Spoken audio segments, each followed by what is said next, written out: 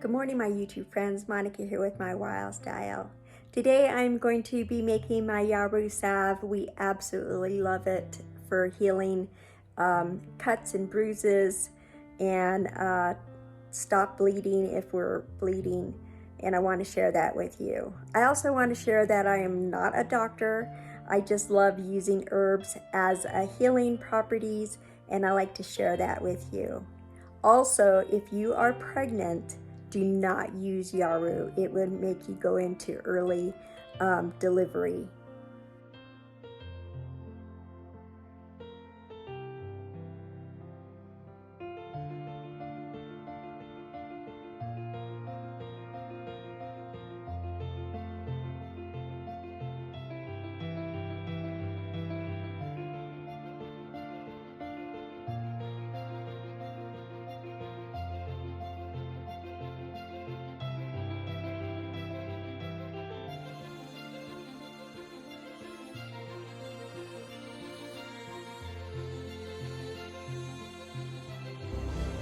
When you get ready to harvest your yarrow, spray it the night before with water to get all the dust off of it.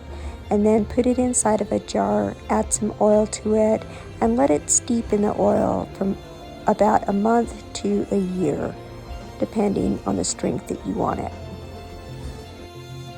Okay, I got most of my supplies.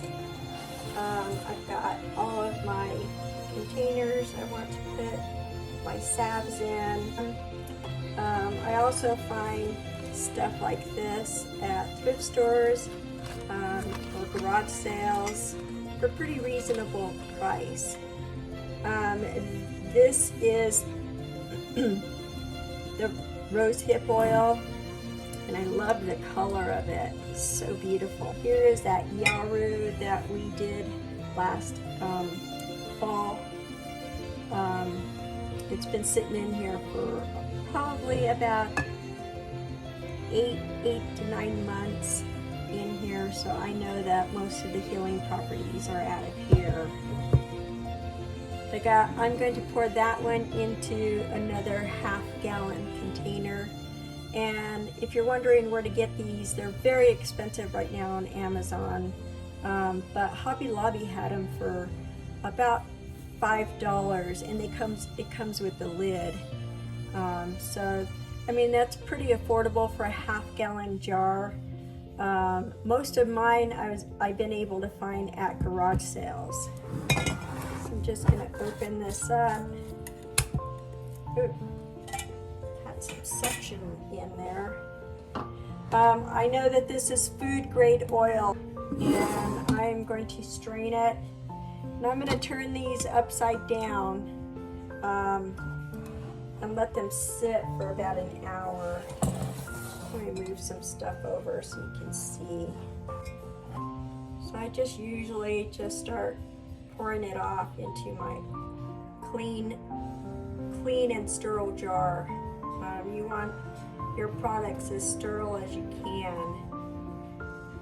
So after I wash them and they're dry, I just spritz a little bit of alcohol in there and let it dry on its own. I'm going to use this cabinet top to hold that in place while that drains. Isn't it beautiful? It's kind of a greenish color. And then my rosehip oil, I'm going to pour into a smaller glass jar. But I think this is olive oil that I had in this.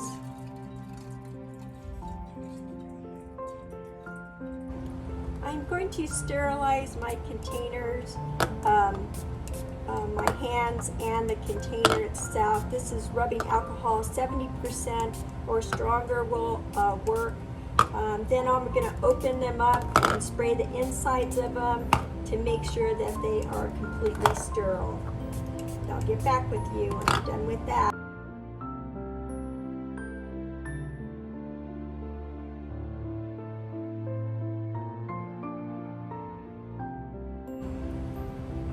Now just spritz the insides of your container with the alcohol and just let them sit to dry.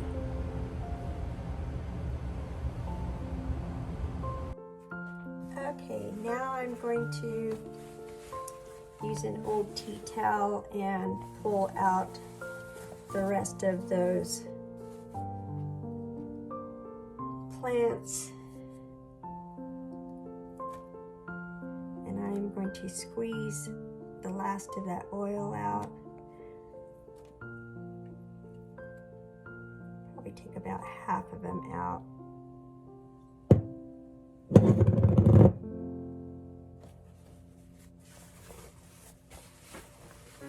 You can use a cheesecloth for this also. I'm still going to use that strainer.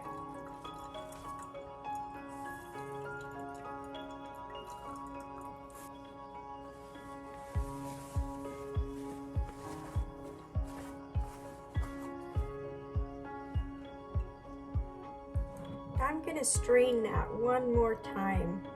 I washed this jar and sterilized it quick.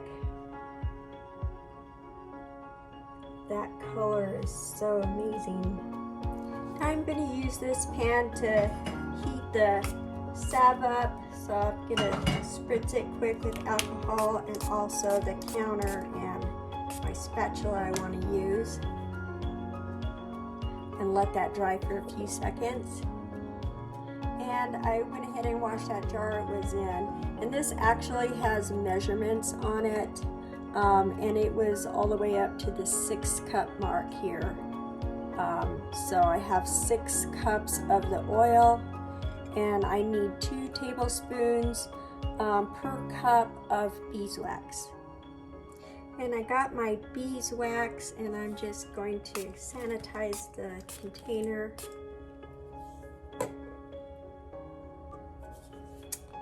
I'm going to sterilize my tablespoon.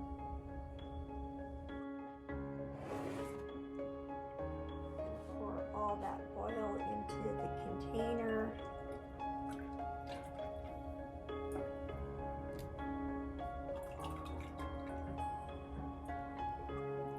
And now I need 12 tablespoons of beeswax. Turn on the heat, and I'm gonna warm it up really slow, because soon as all that beeswax is melted in here, you're ready to pour your salve into your containers.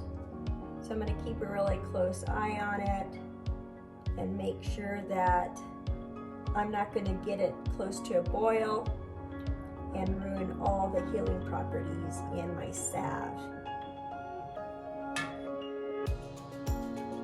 Now to check to see when your beeswax is melted, just pull your oil up to the side of the pan, and if you see these little crystals, that means your beeswax is not melted yet. So keep checking on it as you're stirring it.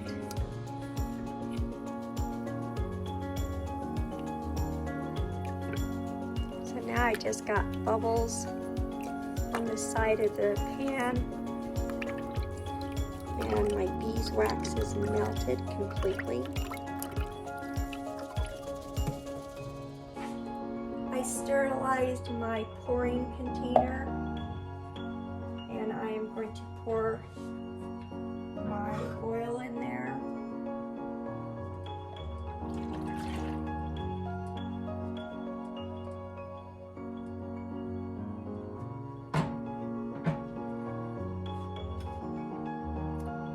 Then you just fill up your containers.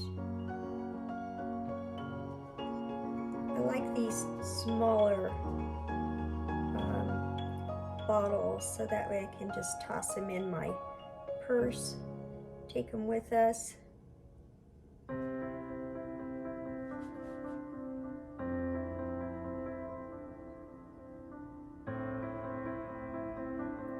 And we'll see how long it takes for this to harden and turn into the salve we want.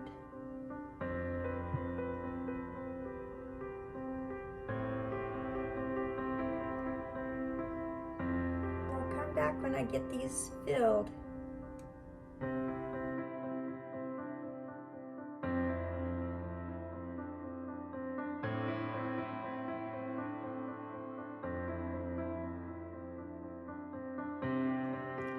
And I did have a little bit of plant matter at the bottom of my container, so I made sure to stop right when those were coming through. You can see that some of these are starting to set up. It happens pretty fast. I just got done pouring the last one. We've got quite a few. While we're waiting for these to set up, they're getting pretty close. Still feel pretty warm. Just wipe your edge off and get your lids on. I'll be with you as soon as I get that done.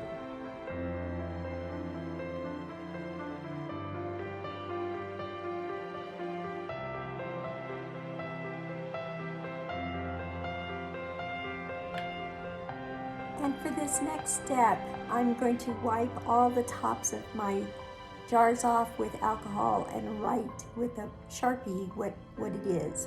You can make some beautiful labels for them, but we don't care what it looks like. We just love the salve, so I just usually write what's on there so that way nobody gets confused on the product, since I make so many of them.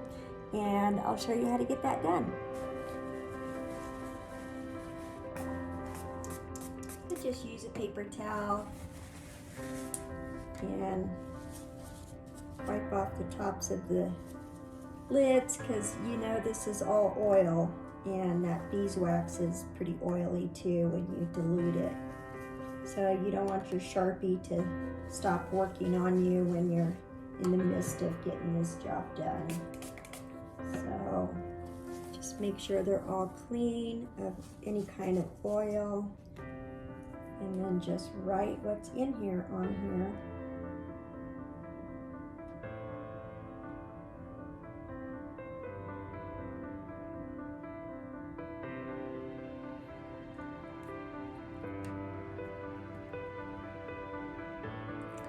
Now let me get that done.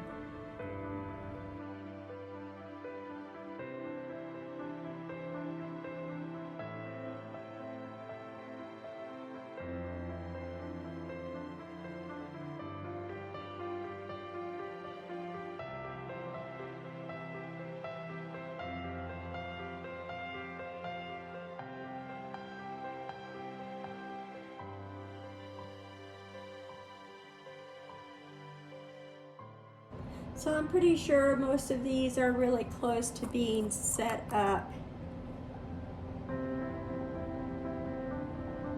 It's really a pretty green color. I'll use one of these little ones that I'm going to put in my purse.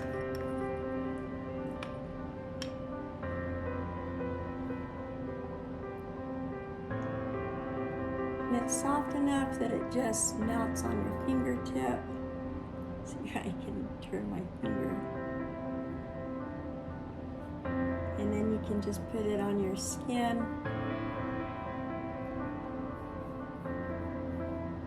To check for any allergies, you'll want to put some on your wrist right here and wait 15 minutes and see if you have any kind of allergic reaction to it.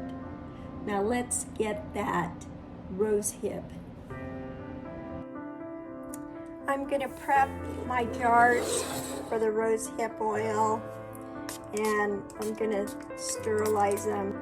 Okay, I'm going to spray my funnel with alcohol. Great. Let that dry for a second. Squeeze out what oil we can get out of there.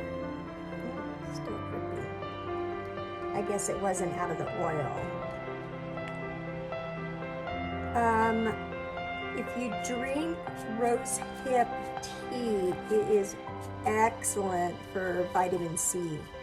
Rose hips contain the most vitamin C in just about anything you can drink from nature. It also has A and E, so that makes it really good for your immune system when you drink it as a tea. It's really, really good for your heart health because vitamin C promotes really good heart health. It's also known to be able to lower your LDLs, your bad cholesterol, and also assist with weight loss. So there are a lot of benefits from Rosehips, more than you could ever think of it having. I guess we're not going to get anything else from there, but I am going to strain it one more time.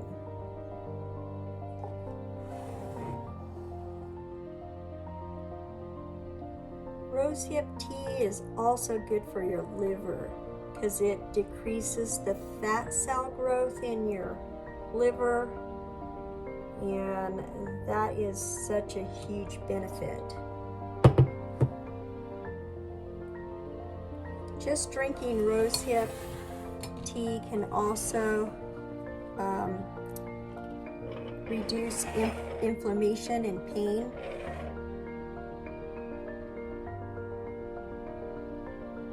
Just gonna fill these bottles up.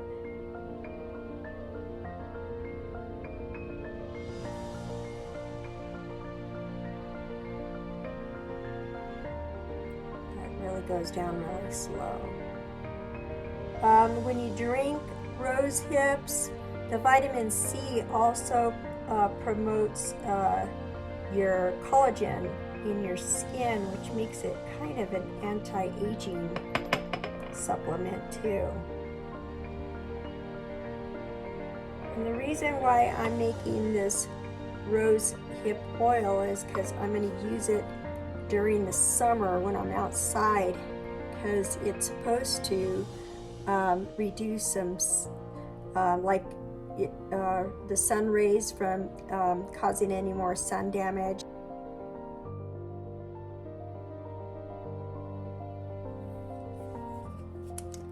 I'm going to try to put it in a spray bottle, see if I can just spray it out.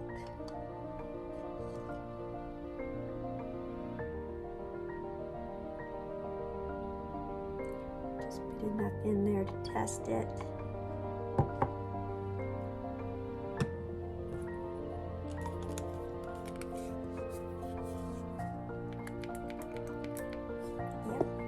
Right out. I hope you can enjoy the rest of the day, and as always, may God bless you.